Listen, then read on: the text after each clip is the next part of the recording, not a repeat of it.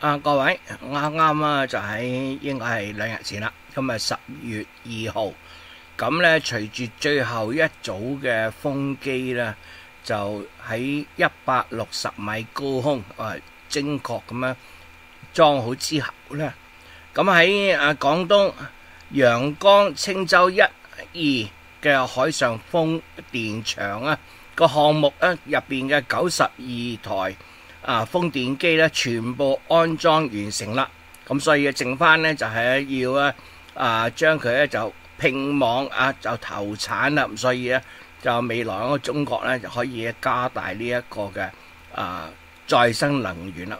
咁呢一個再生能源每一年呢就應該可以提供係個裝機容量係1000兆瓦，咁咧就92台機咁咧就如果每個家庭每個月嘅用電量係220度嘅話咧，咁呢一個嘅風機場咧可以提供係136萬個家庭一年嘅用電咁呢度係一個非常大嘅用電量嚟噶。咁當然中國就好多家庭噶，136萬就唔係好多，但係咧喺地方咧136萬咧，可能已經係成個國家嘅人口噶啦。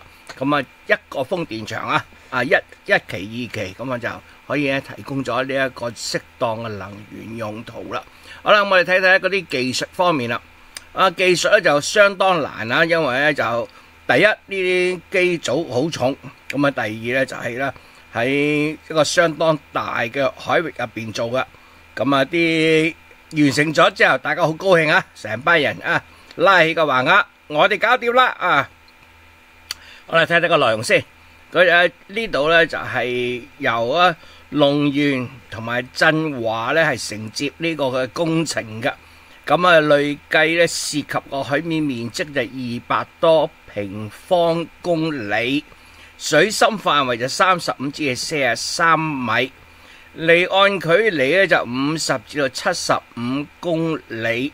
咁一共裝咗92台每一台咧係11兆瓦嘅風力發電機組，總裝機容量就係100萬千瓦。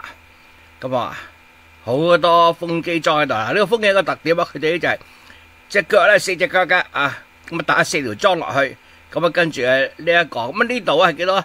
係130幾米高，咁即係咧可以大家想象下呢個嘢咧有成幾層樓咁高8、9層樓咁高咁就用咗咩咧？就用咗個振華30呢一部咧係一個非常大嘅單臂起重能力，係達到12000噸嘅。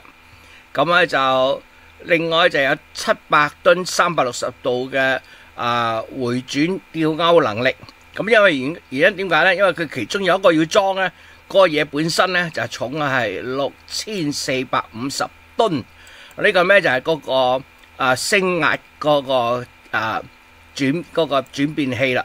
咁呢個嘢都好巨型上面嗰個就長60米，闊50米，高25.7米，相當於9層樓咁高一嚿嘢咁就咁巨型，而仲要咧就喺廣東對面海岸入邊，咁唔多大家知啦。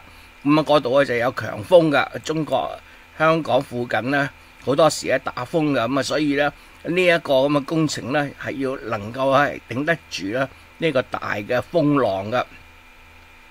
睇啲機器先，咁呢架應該佢嗰個振華30呢個巨型嘅嘢。咁呢個躉船拖住3個咁嘅架，係4腳架嚟噶。咁就先咧就下低呢度沉好咗之後咧，咁就佢係咪打緊樁呢度？呢度可能係呢個另外一隻船呢隻唔係淨話一隻喺度幫手咧，就係應該係沉緊樁啦。